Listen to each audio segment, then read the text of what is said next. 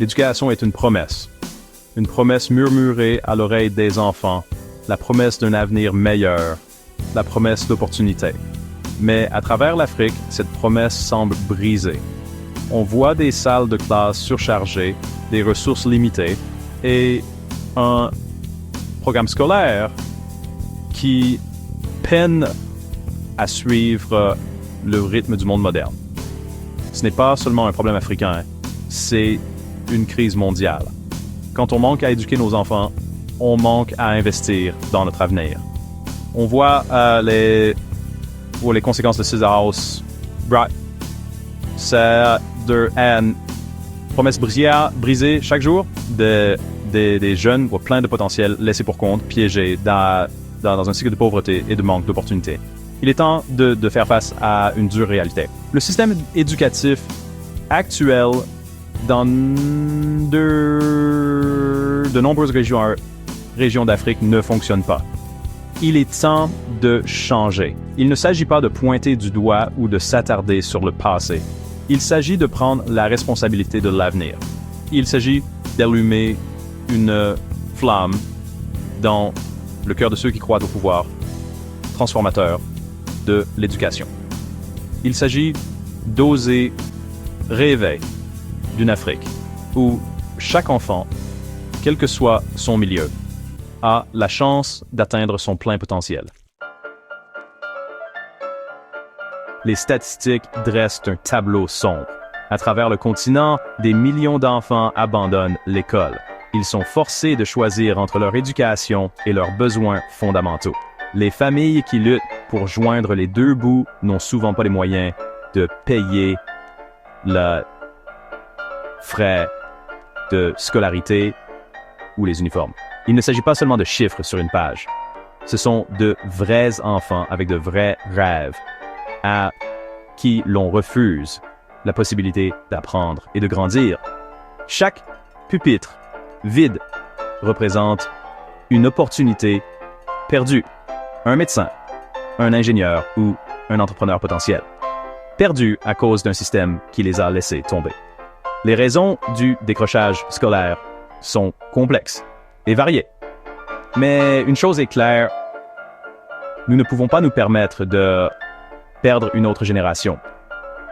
Nous devons nous attaquer aux causes profondes de cette crise, de la pauvreté et des inégalités, aux méthodes d'enseignement obsolètes et au manque d'investissement dans les infrastructures de base. Le monde change plus vite que jamais. La technologie évolue à un rythme sans précédent et le marché du travail exige de nouvelles compétences. Pourtant, dans de nombreuses écoles africaines, le programme scolaire reste figé dans le passé. Les élèves sont préparés à des emplois qui n'existent plus.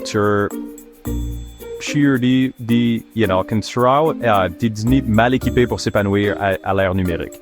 Nous devons aller au-delà du par cœur et nous concentrer sur la pensée critique, la résolution de problèmes et la créativité.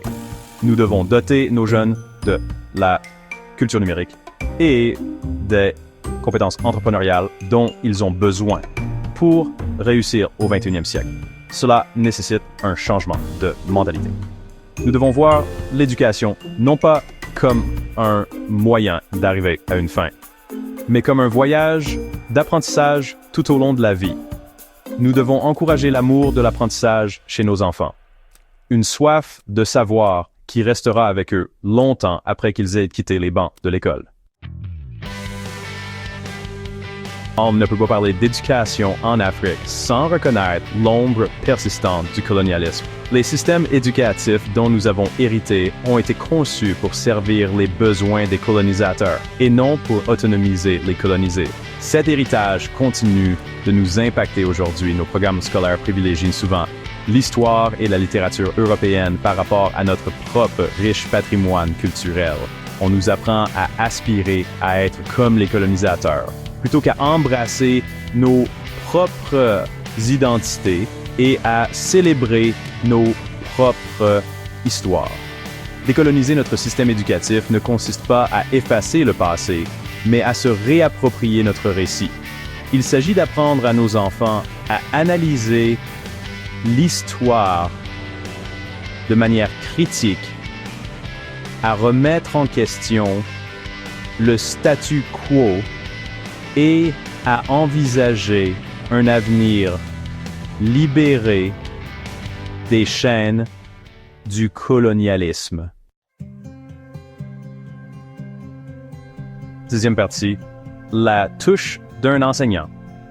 Autonomiser les éducateurs, autonomiser les esprits. Les enseignants sont les héros méconnus de tout système éducatif. Ils ont le pouvoir de former les esprits, d'inspirer les rêves et d'allumer la passion d'apprendre. Pourtant, trop souvent les ressemblent sur une échelle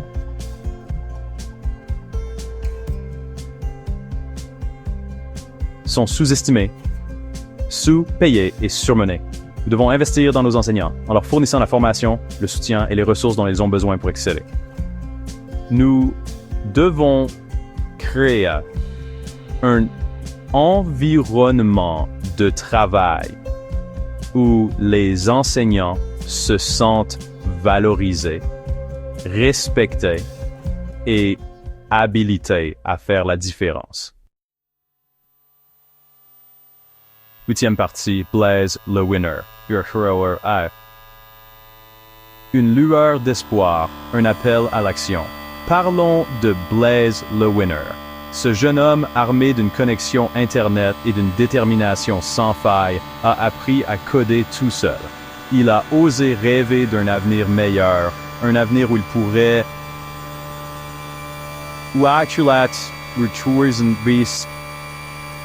s'apprécier ses compétences pour faire la différence. Son histoire témoigne du pouvoir de l'éducation, du pouvoir de la technologie et du pouvoir d'une personne à surmonter l'adversité et à réaliser ses rêves. Blaise le Winner.